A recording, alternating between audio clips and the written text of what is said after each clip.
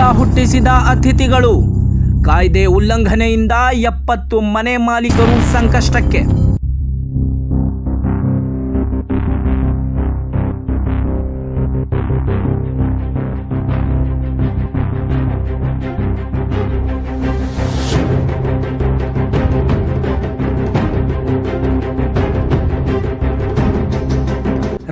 ರಾಷ್ಟ್ರಗಳ ನಡುವೆ ಸಂಬಂಧ ಅಭಿವೃದ್ಧಿ ಹೊಂದುವುದು ಎಲ್ಲ ದೃಷ್ಟಿಯಿಂದಲೂ ಉತ್ತಮ ಬೆಳವಣಿಗೆ.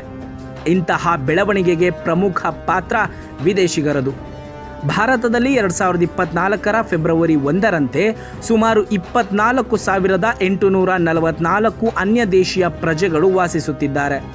ಅತಿಥಿ ದೇವೋಭವ ಎಂದು ಪೂಜಿಸುವ ನಮ್ಮ ದೇಶದಲ್ಲಿ ವಿದೇಶಿಯರಿಗಾಗಿ ಹಲವಾರು ಕಾನೂನುಗಳು ಸೃಷ್ಟಿಯಾಗಿವೆ. ಇವುಗಳು ವಿದೇಶಿಯರು ಜೀವಿಸಲು, ಕೊಡುಗೆ ನೀಡಲು ಮತ್ತು ಸ್ವಸಹಾಯಕ್ಕೆಂತಲೂ ಉಪಕರವಾಗಿವೆ. ಸದ್ಯ ಇಂತಹ ಕಾನೂನುಗಳಲ್ಲಿ ಚರ್ಚೆಗೆ ಗ್ರಾಸವಾಗಿರುವ ಒಂದು ಕಾಯ್ದೆ ಎಂದರೆ 1946ರ ವಿದೇಶಿಯರ ಕಾಯ್ದೆ.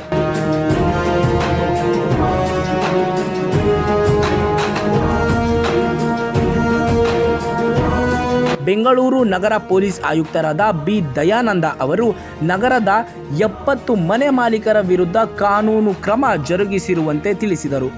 ವಿದೇಶಿ ಪ್ರಜೆಗಳು ಯಾರು ನಿಮ್ಮ ಮನೆಗಳಲ್ಲಿ ಇರ್ತಾರೆ ಅವರುಗಳ ಒಂದು ವಿವರಗಳನ್ನು ತೆಗೆದುಕೊಂಡು ಸಿ ಫಾರ್ಮನ್ನು ಮಾಡ್ತಕ್ಕಂಥದ್ದು ಕಡ್ಡಾಯ ಆಗಿರ್ತದೆ. ಭಾರತೀಯ ವಿದೇಶಿಯರ ಕಾಯ್ದೆ ಏನಿದೆ ಅದಕ್ಕೆ ಅನುಗುಣವಾಗಿ ಮನೆ ಮಾಲೀಕರು ಅಥವಾ ನಿರ್ವಹಣೆ ಮಾಡ್ತಕ್ಕಂತಹ ವ್ಯಕ್ತಿಗಳು ವಿದೇಶಿ ಪ್ರಜೆಗಳಿಗೆ ಮನೆಯನ್ನು ಕೊಡ್ತಕ್ಕಂಥ ಸಂದರ್ಭದಲ್ಲಿ 24 ಗಂಟೆಗಳ ಒಳಗಾಗಿ ಅವರ ಎಲ್ಲ ವಿವರಗಳನ್ನು, ಪಾಸ್ಪೋರ್ಟ್ ಡೀಟೇಲ್ಸು, ವೀಸಾ ಮತ್ತು ಇವುಗಳನ್ನೆಲ್ಲ ಈ indianFRRO.gov.in ಅಂಥೇಳಿ ಒಂದು ಆನ್ಲೈನ್ ಪೋರ್ಟಲ್ ಇದೆ, ಅದರಲ್ಲಿ ಅವರು ಅಪ್ಲೋಡ್ ಮಾಡಬೇಕಾಗ್ತದೆ. ಮತ್ತು ನಂತರದಲ್ಲಿ FRROದಿಂದ ಅದರ ಅನುಮೋದನೆ ಸಿಕ್ಕ ನಂತರ ಅದನ್ನು ಪ್ರಿಂಟ್ ಮಾಡಿಕೊಂಡು ಇಟ್ಕೊಳ್ಬೇಕಾಗ್ತದೆ.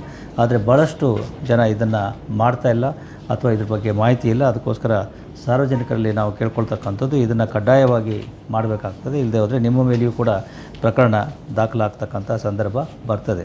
ಈ ರೀತಿ ಇದುವರೆಗೆ ಸುಮಾರು ಬೆಂಗಳೂರು ನಗರದಲ್ಲಿ 70 ಪ್ರಕರಣಗಳನ್ನು ನಾವು ಈ ಸಿ ಫಾರ್ಮ್ ಕೊಡದೇ ಇರತಕ್ಕಂತಹ ಮನೆಯ ಮಾಲೀಕರುಗಳ ಮೇಲೆ ಈಗಾಗಲೇ ಪೊಲೀಸರು ದಾಖಲಿಸಿದ್ದಾರೆ. ಅದರಲ್ಲಿ 42 ಪ್ರಕರಣಗಳು ಈಗ ವಿಚಾರಣೆಯಲ್ಲಿವೆ ಮತ್ತು 26 ಪ್ರಕರಣಗಳು ತನಿಖೆಯಲ್ಲಿವೆ.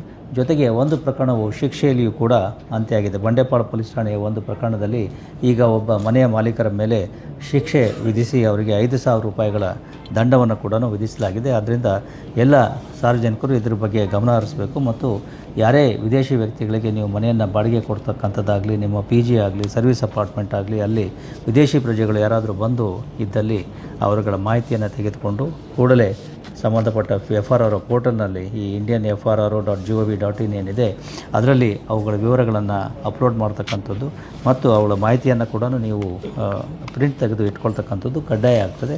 ಅದು ಮಾಡದೇ ಇದ್ದರೆ ಈ ರೀತಿ ಯಾರಾದರೂ ವಿದೇಶಿಯರು ನಿಮ್ಮಲ್ಲಿ ವಾಸ ಇರತಕ್ಕಂಥದ್ದು ಕಂಡು ಬಂದರೆ ನಿಮ್ಮ ಮೇಲೆಯೂ ಕೂಡ ಪ್ರಕರಣ ದಾಖಲಾಗ್ತದೆ. ಅದ್ರ ಬಗ್ಗೆ ಗಮನ ಹರಿಸಬೇಕು ಅಂತೇಳಿ ಕೇಳ್ಕೊಳ್ತೀನಿ.